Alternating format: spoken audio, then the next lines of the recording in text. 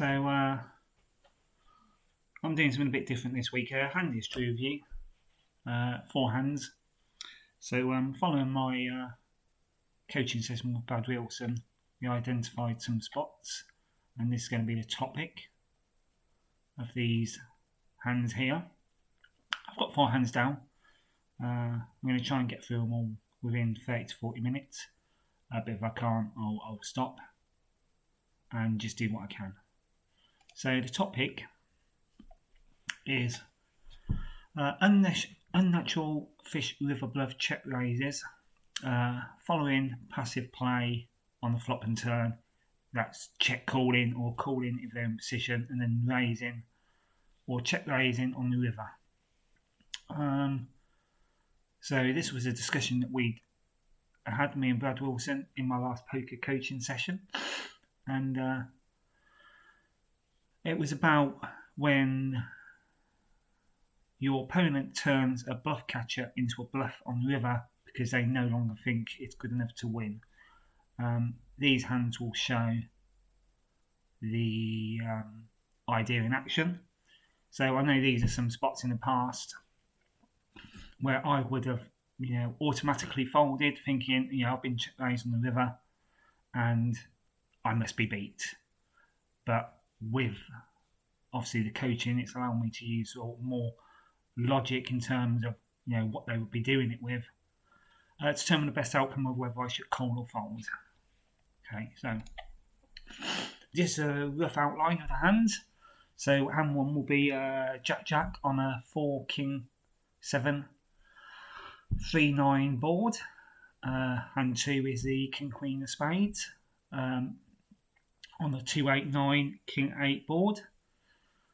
And there's a Jack 3 of Hearts on a 3-7-5-2 board. And the Queen Jack on an 8 Jack King 2 board. So obviously I'll go into more detail as I go through the hands. So the first one I want to do is just like Brad Wilson's comments from the coaching, just to get an idea of what he was talking about. So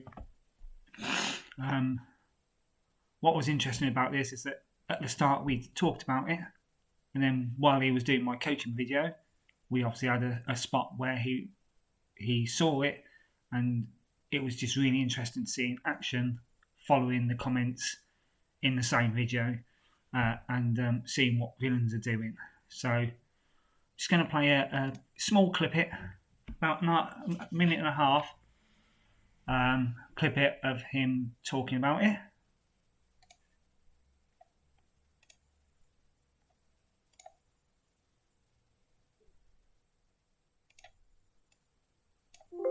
Okay, so this spot was like pretty confusing for a while. Me and Shu did a full coaching session on this spot exactly. So like this is Regs in 3-bet pots. They're out of position. So fold to stop and go, right? This is when we bet the flop, check back the turn, bet the river, and they either fold, call, or raise, right? Okay. What's important here, Shu was getting raised a lot. His value bets were getting raised a lot in stop and go lines, and he didn't really understand what was happening. And because on Bovada you can see what they have after 24 hours, he could see that like, oh shit, like I'm getting bluffed. Like guys are actually bluffing in the spot. And he was like, he stopped value betting the river because he was afraid of getting bluffed, right? He was taking his showdown equity. So we did a coaching session. We looked at it, and this was very surprising. So they raised the river here, and this is the range makeup. And what's most surprising about it was this right here, this 15% bottom pair and 9% middle pair. Why do you think this happens? It's 31% of their range is middle pair to air, which is not a range you would think would be raising the river. Yeah. So why is the villain raising his value hands on the river? Bluff catchers. They're bluff catchers, really, not value. Okay, yeah. I'm not certain, to be honest. I would assume this has got something to do with sort of next level thinking that I'm not at the moment. I don't think so. I think it's like, so let's look at this hand. So we have, like, villain has 8-9, right? Yeah. Yas. They open, they get 3-bet, they call. They flop middle pair, they check, call the flop. The turn's an over card, a queen. It goes check, check. And now Yaz checks the river. Troy poker bets 55. Yaz decides to raise with their, third pair and straight blocker, right? To me, what happens a lot of times, or most of the time in this spot, is like on the river, Yaz is hoping it just goes check, check, and he wins, right? But when Troy poker bets, so stick with me here. So he's hoping he wins in a check situation, right? And he's also like planning on bluff catching, right? So that's why this range here has a lot of bluff catchers, because why would you bet third pair on this run out? Like, you just wouldn't, right? Yeah. So he checks, and then when villain bets, it occurs to Yaz that his hand isn't a good bluff catching candidate now, facing this size bet. And so the idea comes, well, if it's not a good bluff catcher, how else can I win this pot, right? Versus folding. Well, I'm just going to turn my 8 into a bluff if it's not a good bluff catcher. So they check raise all in, right? And so like, here's one where this guy has 8s. Pocket 8s raises the 2. They get 3-bet. They call. Flop, they check, call. Turn double pairs the board. It goes check, check. And then 8s checks the river. Villain bets close to 2/3. And now they check raise all in again with their 8s, right? Because it's like, oh, we block, like, well, I don't even know what the hell they're trying to do. This is like just looks like a spew to me. But yeah, basically when villain bets the river on the 9, they just think, my hand's not good enough to bluff catch anymore, so I'm just going to jam and rep a 10, right? Because maybe I would play my 10x that way. And that's just really what's happening kind of over and over and over again, is that their hand is a natural bluff catcher. And so they check the river, because that's what bluff catchers do. Why would a bluff catcher bet the river? They don't. And then when villain bets, they then change their mind and realize, oh, maybe this hand is not a great bluff catcher. I don't think I'm going to win at showdown often enough. So instead of bluff catching, I'm just going to jam instead. And that's how they end up with, 15% bottom pair. Yeah. So is that more of is that more like just a jam and hope thing for them, that they'll get something to fold, or is there some logic behind what they're doing? Yeah, I mean, I'm sure there's logic, right? I'm sure the logic is like, I have a lot of 10x in my range, and villain's got overpairs, so I'm going to try to make them fold the overpairs, with the 8s, right? Like, maybe I would play my 10x this way, or they probably think I would play my 10x this way, because humans tend to think in absolutes, when the reality is there's many different other paths that they would play their top boats there. Yeah. But basically, it's just villains very naturally get to the river in spots with a lot of bluff catchers, and then when they face a bet, they think, well, this hand's actually not good enough to bluff catch with. I think I have to fold it or turn it into a bluff and raise. And that just basically what ends up happening is they just have a lot of natural bluff catchers that they turn into bluffs, which mean, like, instead of just checking back the river, we can just pretty confidently bet into a range with a lot of bluff catchers and just call the all in. Okay. See what I mean? Yeah, no, I get what you mean. That makes perfect. So that's obviously a discussion that we had prior to him watching the video. And I'm just going to go over like a section where, he's obviously describing this after we've just reviewed the hand.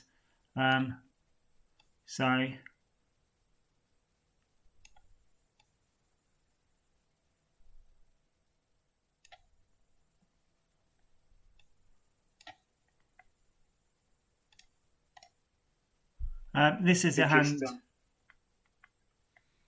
I didn't. Just coming up in a minute.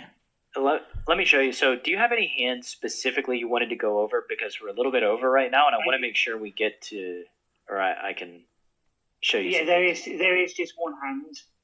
It was when I had a flush. Do you know if it was in this video or the next one? It's in this video, yeah. So it's this hand here. Okay, the Jack 3. Yeah. So yeah, this is the hand where obviously this is described what we just described in action, and obviously he just goes through it and mentions obviously it's the same thing that we've been talking about. You're actually out of pre-flop boot camp here. I think Jack 5. Jack 5 is the minimum. Yeah, you know how sometimes you get a bit sort of too, not necessarily cocky, but you get a bit too overconfident. Yeah. I think that's what this was. So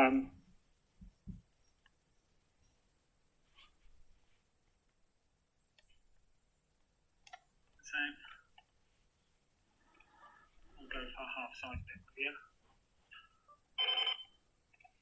Targeting some pairs, maybe.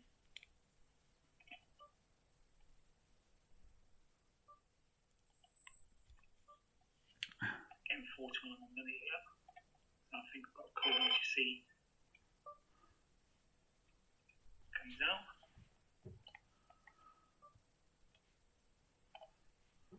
So this is an interesting spot actually. So is he going to do this with worse hands? So I would call the river pretty easily, and yeah, I would call it because again, this like ties back into our discussion before we opened the video. Like villain jams a lot of their boats and a lot of their bigger flushes. They don't go for the check raise all in. Yeah. So when they check raise all in, it makes me very suspicious. Yeah. So obviously, having had that conversation, I feel like I'll call quicker. But I was just trying to go through sort of, 3s, 7s, 5s, and thinking obviously I did call, and he ended up showing 10-7. Look, this is the same concept we just talked. Like they have a bluff catcher on the river, and then they naturally check, and then they realize when we bet that they're probably not going to win, and so they turn it into a bluff, right? Yeah. Like just, I think it's like it's really cool that like we have this discussion before we fire on the video, and then like we just see the concept in action all over the place, and like the concept is they've got a hand that naturally wants to check, and so they check. And then when they face a bet, they're like, I don't think I'm going to win. What I liked about that hand was just how I thought through the process. And it showed my learning upgrade since, the start. And that's what I'm really happy about was that. And I felt really good afterwards because I thought it through in a really good process and I was really happy. Mm-hmm. So obviously, as you can see, that's obviously what was said in the coaching session. So this is why I've chosen this topic. And I've got 4 hands to go through. So hand 1 is a Jack hand where all these opponents are fish. So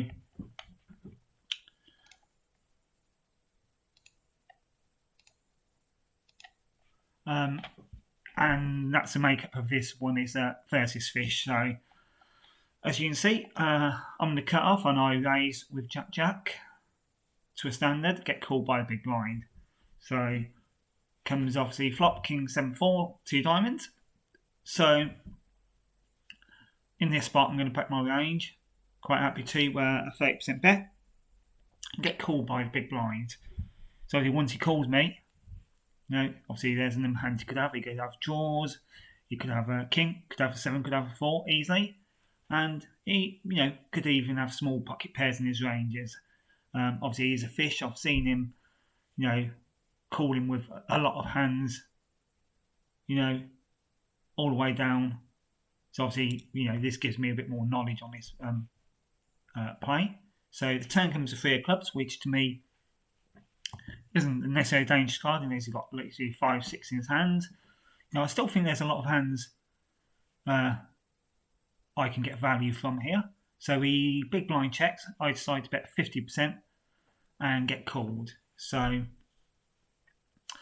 Jacks is happy to bet. I'm happy to bet here with Jacks because of the fact that he is a bit of a calling station. So I could be getting calls from draws and even like 7s, 4s, or 5s, pocket 5s, pocket 6s. So I'm not necessarily worried. He was a kind of player that was betting more when he had the hands, and he was happy to call down with more marginal hands. So I then the river came a 9 of hearts. So no flush completing boards, no draws completed. So I'm quite happy there. Big blind checks. I still want some value from his, smaller pairs, which I think he'll get down to the river with. So I bet 50% as I'm in position. And he then raised me. So to 24 big blinds. I have to call 16 into a pot of 48. So 3-1 on my money there. So my process in this was, my instinct was, the hand that it is in pocket 9s. But my belief at that point was, I think this kind of player would just have led out. He would have been happy just to bet, not wanting to lose value. So I was obviously thinking, can he turn a hand into a bluff? Could he be check raising with like a missed flush draw and just hoping to beat me off it? And again, like even turning the pair into a bluff. Obviously, with the odds, I was happy that I would win this hand enough against this type of player. So in this, obviously, hand I did call. And he showed 8-6 of hearts. So he had a gust shot all the way through. And then on a river, obviously check raised to try and get me off my hand. Obviously, I think I would have called with like, pairs over the 7 on this one, like, 9s, 10s, jacks, queens. Obviously, I would have called, with like my top pair kings. And I think the only things he would have got me off here would have been like missed draws. If I had that in my hand and I was triple barreling it. But yeah, that's just like obviously one spot in relation to this topic. So it's a hand in the past I would have just folded, but I couldn't see any particular hand apart from 9-9 that was beating me on this hand. I didn't think a king would check raise on the river following 2 passive check calls.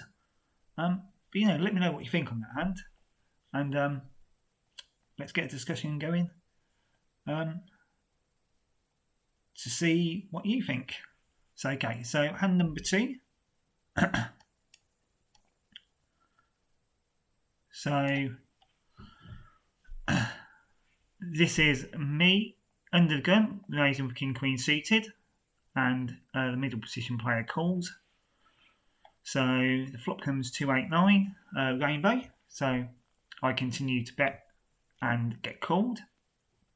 So the king comes on the turn. So obviously that's good for my range here from the early position. And I also think, I could still get calls from hands if he's got like a king X in his hand as well, or pocket pairs that he's maybe calling with like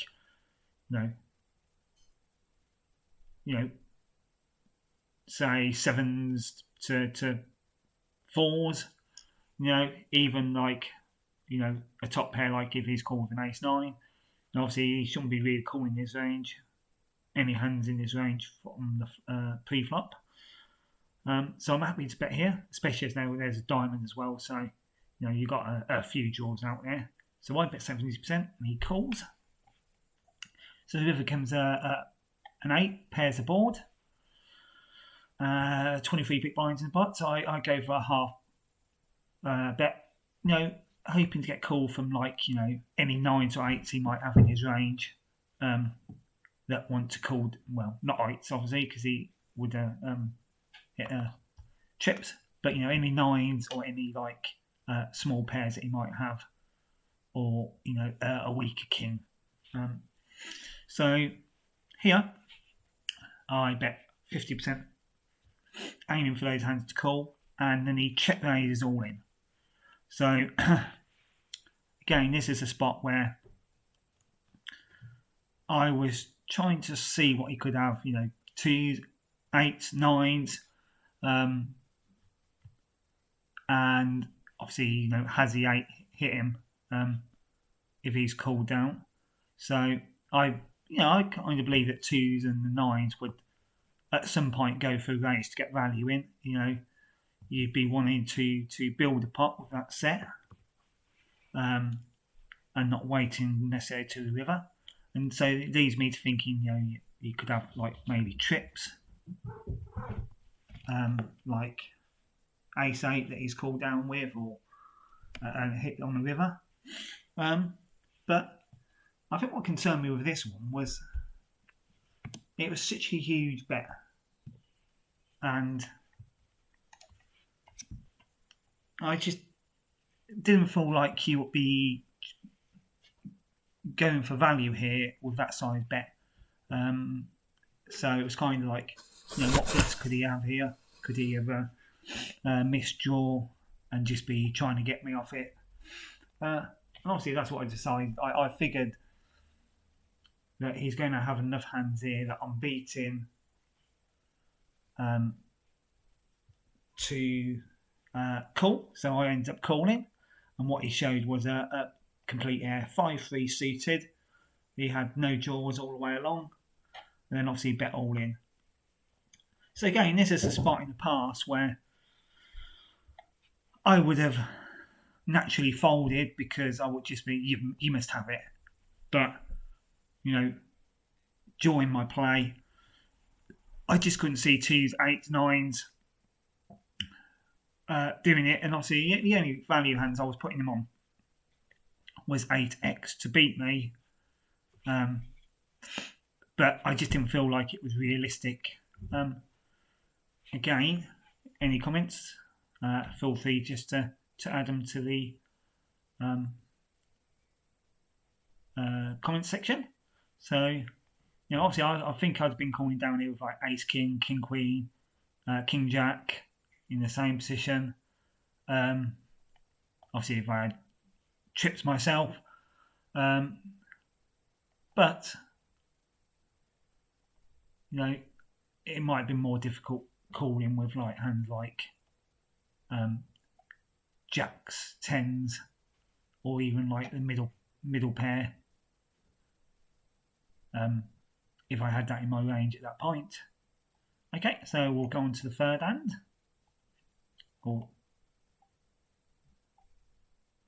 So this was the hands from the video. So I'm going to bet them first to big blind. I do open a bit wider than I should do. Jack 3 of hearts. Get called from the big blind. So flop comes 375, and with my bottom pair and flush draw, I bet the range going to big blind and get check raised. So it's a slightly different concept in terms of how we get to the river, but it just shows obviously that people can be capable of making bluffs. So I call with my hand, and then the turn comes to 2 of diamonds. So he bets, and I decide to call here with my pair and flush draw. So I'm not going away with this hand. So the river then pairs with a 2 of hearts, giving me a flush. Big blind checks. I bet, aiming to get calls from pairs like top pair 7. If he's got 8s, 9s in his hands, I think if he had like a strong hand here, a full house, straight maybe, I think he'd be betting out. So I went for the 21 big blind bet, and then once again, he raised me all in. So what I decided here was, what hands am I putting on that beats me? So you've got 3s, pocket 7, pocket 5s, which could play it this way. You check raise, bet the turn, and to me, I didn't believe when the flush hits that you would not be like betting, getting value from theirs. You wouldn't want someone to check back behind you when you've got a full house. I felt like it was time that obviously my hand was high up in my range. Folding flushes here would be a bit too passive, I think. But I figured obviously there'd be enough times I'm beating him here, and that I wouldn't be up against full houses necessarily all the time. So I was happy to call. So I called, and he showed a top pair. So again, this was the whole idea. He's got a bluff catcher here, top pair with a poor kicker, and then he now check raised me all in. So that's the river check raise there. So got the last one here. So it's a bit different because I've got a stronger hand, but I think it just shows the ranges that the people will play. So I'm in a small blind. Out of position versus a big blind. I raise with the Queen Jack off. Comes Jack 8. So on this paired board, bet my 30%. Get called. So here on the turn comes a king. So I bet smaller than I usually would because I'm trying to see. What I want to do here is keep his range in. So I'm not necessarily worried against the big blind range about him having much equity against me. So I want to keep his range wider. I don't want to scare him out with a big bet. And I want to keep in, say, the pairs that he might have, like 7s to 2s, if he's got like a gut shot and things like that. So I'm quite happy with this size bet. So the river then comes a 2. I've got obviously trips on this good board for me. And I bet I'm 70% into the 14 big blind pot. And then he re-raises me to 44 big blinds. And at this point, I'm like, obviously, Jacks is very good in my range. I'm being beat by better Jacks, but I think a better Jack would probably be raising at least on the turn to get some more value in. He sets, full house like 8, but I think again that would probably raise. And maybe he could have put pocket 2s. I could have kept his range in with pocket 2s. But I felt there was enough. This was too strong in my range to fold. I think there's enough that I'm beating. He could have again. And this was for the concept we were talking about, where I believed he could have, bluffs or weak hands in his hand that he's now trying to get me to fold by raising and not wanting to see a showdown. So obviously I did call. And again, he showed pocket 4s, so obviously that was quite wide range.